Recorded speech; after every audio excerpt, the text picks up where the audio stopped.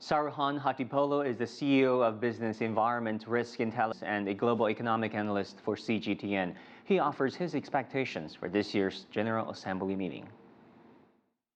This year, not only are we facing geopolitical issues that have significantly elevated, the tensions have elevated, but also we don't have the leadership that we did under the United States in the past. So the past 3 years, if you look at all these tensions and problems that have come up, that's something that I'm worried about, because I think that meeting is going to end up with much less cooperation than people are expecting, the geopolitical part of it. I think countries are going to be more divided at the end of the meeting.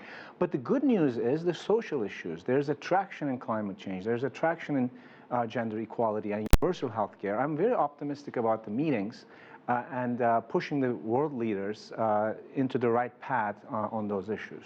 Let's talk about some of those issues. For example, regional tensions, as you have pointed out, the U.S.-Iran tension on one side, and also Kashmir, the long simmering tensions between Pakistan and India.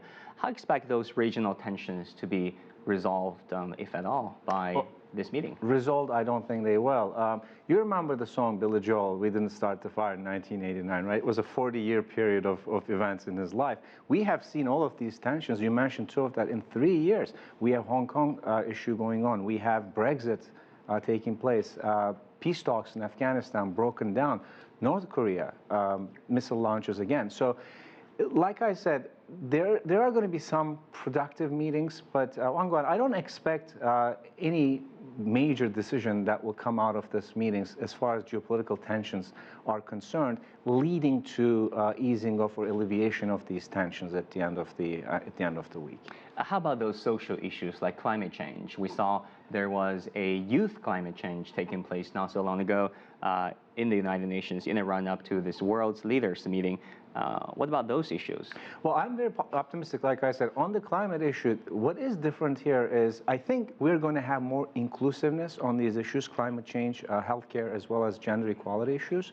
But in the first two, universal healthcare and climate change, we have the odd man out, the United States.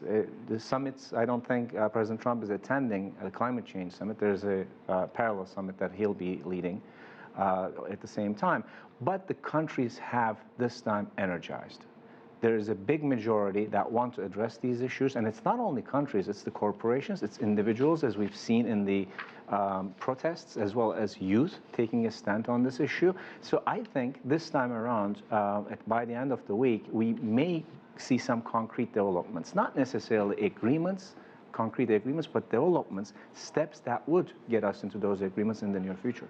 And finally, what about the role of China and what it can bring to the table, to the United Nations? Well, China, even though at the highest level is not represented, look, things have changed for China. China is a global economy right now. It has leverage, and through its investments, through its Belt and Road Initiative, for example, it has increased its role.